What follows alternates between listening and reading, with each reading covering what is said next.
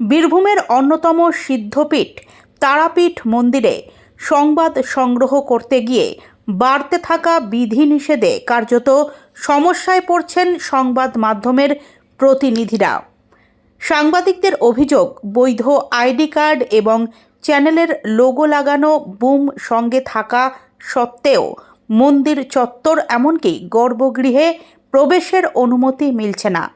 স্থানীয় প্রতিনিধি হোক বা দূর দূরান্ত থেকে আসা সাংবাদিক, সবার ক্ষেত্রেই একই নিয়ম কার্যকর করা হচ্ছে বলে দাবি। ফলে পেশাগত দায়িত্ব পালন করতে গিয়ে সাংবাদিকদেরও সাধারণ পুণ্যার্থীদের মতোই দীর্ঘ লাইনে দাঁড়িয়ে থাকতে হচ্ছে। এতে সময় মতো খবর সংগ্রহ ও সম্প্রচার করা কঠিন হয়ে উঠছে। একাধিক সাংবাদিকের অভিযোগ, মন্দিরের গেটে থাকা নিরাপত্তারক্ষীরা পরিচয়পত্র দেখার পরও ভেতরে ঢুকতে দিচ্ছেন না। অনেক ক্ষেত্রে নির্দিষ্ট সেবায়েতের ফোন বা অনুমতির ওপর নির্ভর করেই প্রবেশাধিকার মিলছে। জরুরি খবরের সময় সেবায়েতের সঙ্গে যোগাযোগ সম্ভব না হলে কার্যত আটকে পড়তে হচ্ছে সাংবাদিকদের।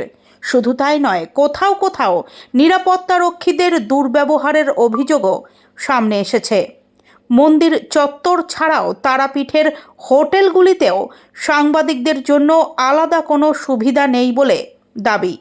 সাধারণ পর্যটকদের মতোই সমপরিমাণ ভাড়া দিতে হচ্ছে সংবাদ কর্মীদের। ভিড়ের সময়ে মা তারার দর্শন করতেও সাংবাদিকদের দীর্ঘক্ষণ লাইনে দাঁড়িয়ে থাকতে হচ্ছে। সংবাদ মাধ্যমের জন্য আলাদা কুইক অ্যাক্সেস বা বিশেষ ব্যবস্থার অভাব নিয়ে ক্ষোভ বাড়ছে সাংবাদিক মহলে।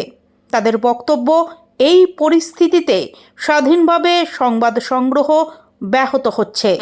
তবে এই বিষয়ে এখনও পর্যন্ত মন্দির কর্তৃপক্ষের পক্ষ থেকে কোনো স্পষ্ট সিদ্ধান্ত বা ব্যাখ্যা সামনে আসেনি।